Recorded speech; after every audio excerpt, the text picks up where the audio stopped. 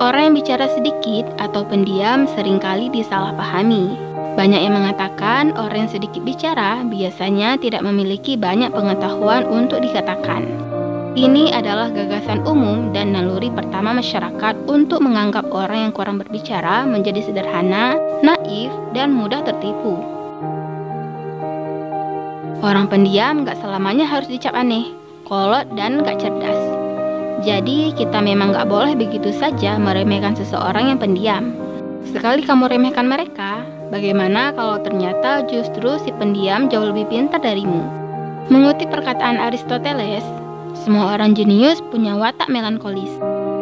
Juga kekuatan yang dimiliki orang melankolis mendalam dan penuh pikiran, analitis, serius dan tekun, cenderung jenius, berbakat dan kreatif, artistik atau musikal, filosofis dan puitis, menghargai keindahan, perasa terhadap orang lain, suka berkorban, penuh kesadaran, idealis, sadar perincian, tertib, terorganisasi, dan perfeksionis. Karena biasanya orang pendiam itu menyimpan suatu hal yang menarik dan mengejutkan. Apa saja memangnya? 1. Orang pendiam adalah pengamat yang hebat.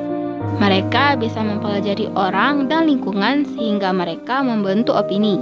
Sifat mereka yang konservatif dan tidak terlalu interaktif memberi mereka banyak waktu untuk mengamati, mendengarkan, dan berkreasi. 2. Mereka meluangkan waktu untuk menganalisa. Orang yang berbicara lebih sedikit tidak langsung mengambil kesimpulan. Mereka menangkap informasi sebanyak mungkin, bersikap tenang karena hal itu memberi kesempatan bagi pikiran mereka untuk berkelana dan merenung.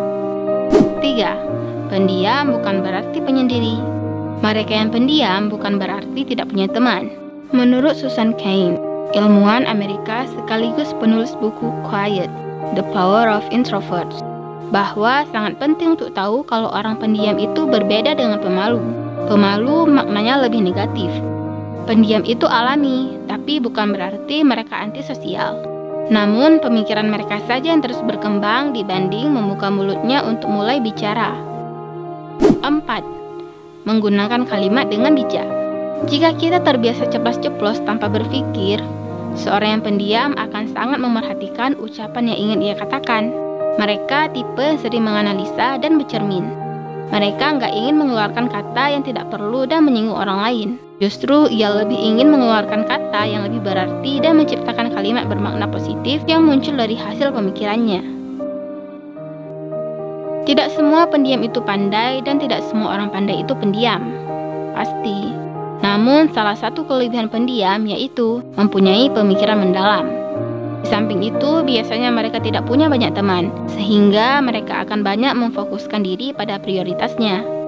Kelebihannya lagi, jika mereka jadi pemimpin adalah bisa jadi mereka akan lebih banyak mendengarkan daripada berbicara, sehingga semua masukan dan aspirasi bisa didengar dan terserap.